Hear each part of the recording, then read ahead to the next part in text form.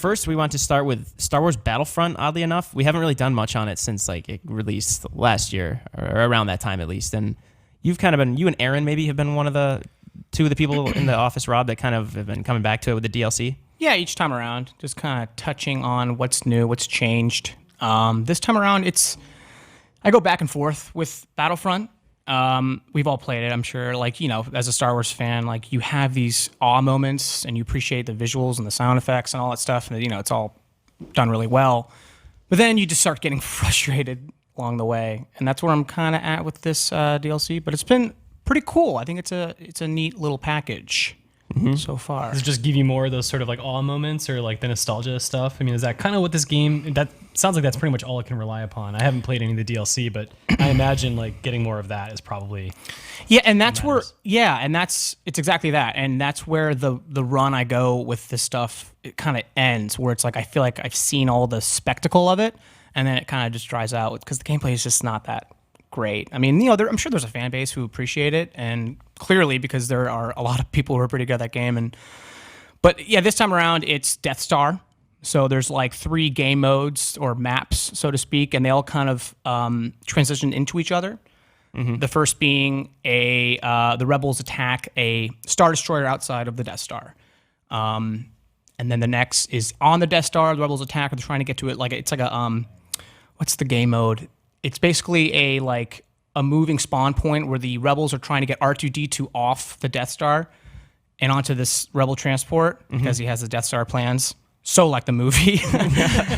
And then the next is just a Death Star trench run. And I feel mixed on each one of those.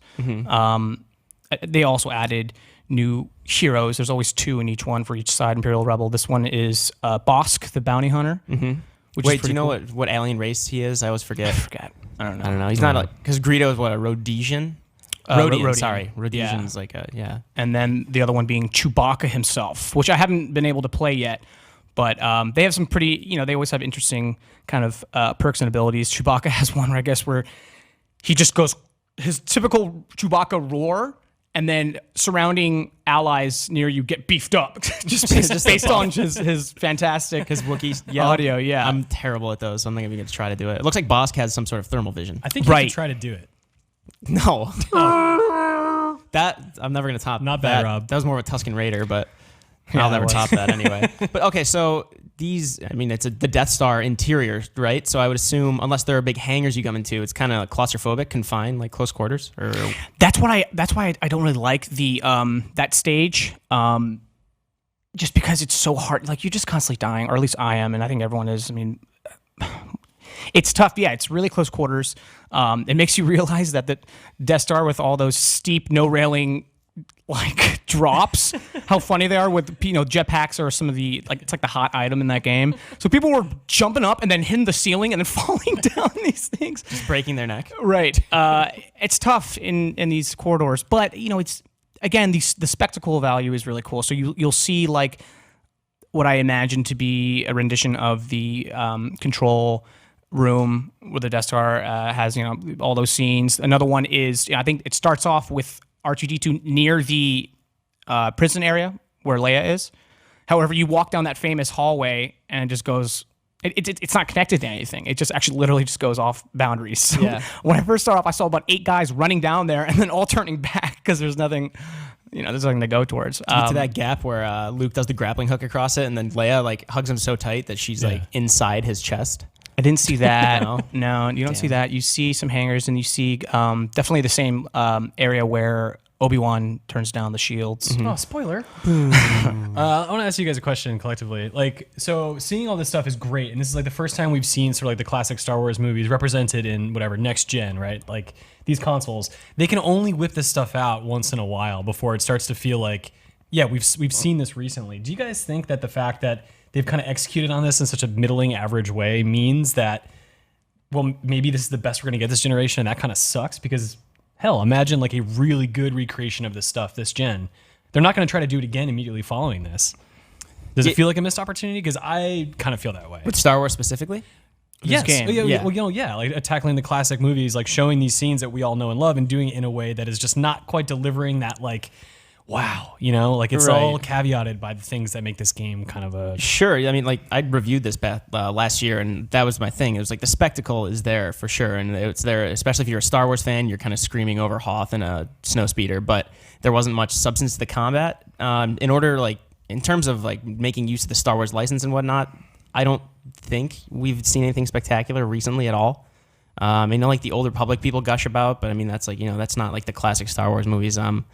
I don't know, like the studio's working on stuff right now. You have people at EA that are working on it, like Amy Hennig's studio is working on that one.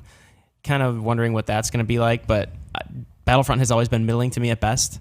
I haven't been playing the DLC. I think that was the overarching question I wanted to ask you. Is any of it worth coming back for? Is it like lending more vitality to the game?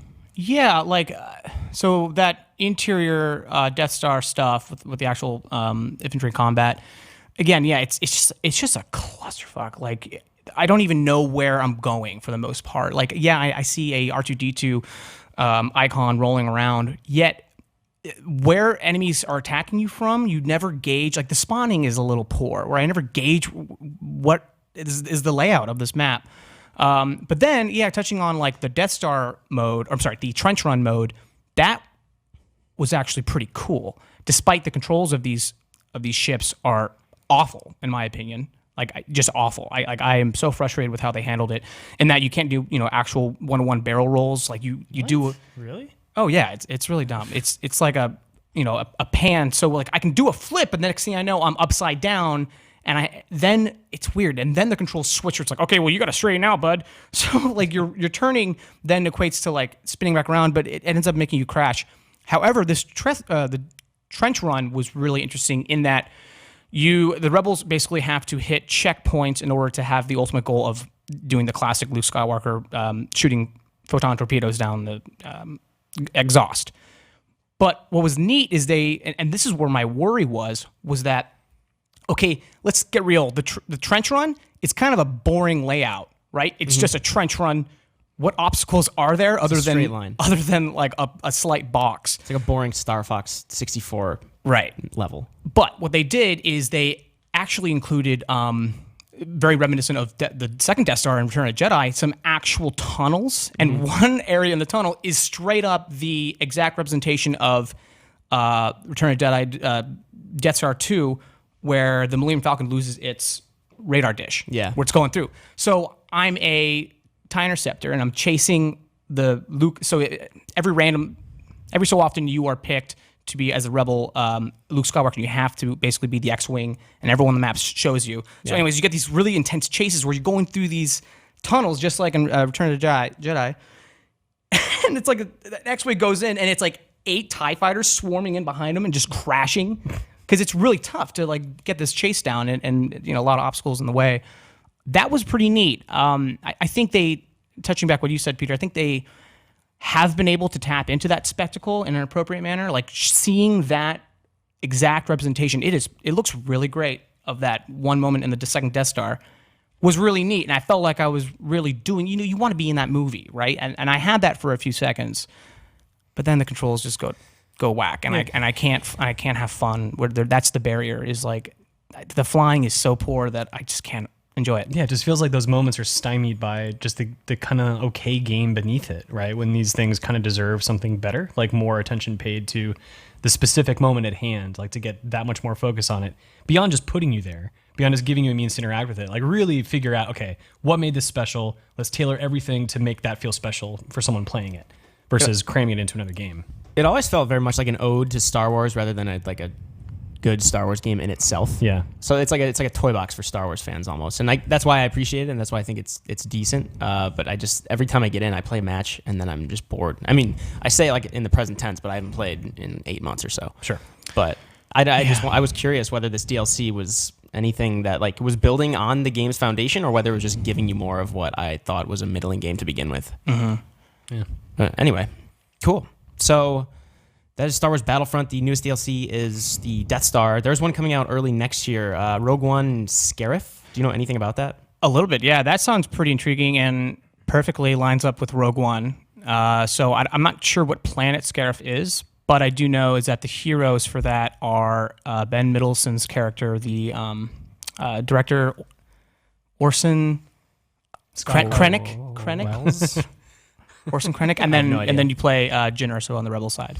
So that could be really neat. I mean, having the movie come out with that, it'd be cool to see what they do there. But again, Hopefully it's good. Hopefully. Who knows? Cool. Well, you will be streaming that right after the lobby today, won't you? That is right. Awesome. So that is Star Wars Battlefront's newest DLC, the Death Star DLC. It's out now on PS4, Xbox One, and PC. If you have the season pass. If you Okay. do not have the season pass, you have to wait 2 weeks, and then you can start getting in that. Okay, cool. Let us know if you're going to pick it up in the comments below.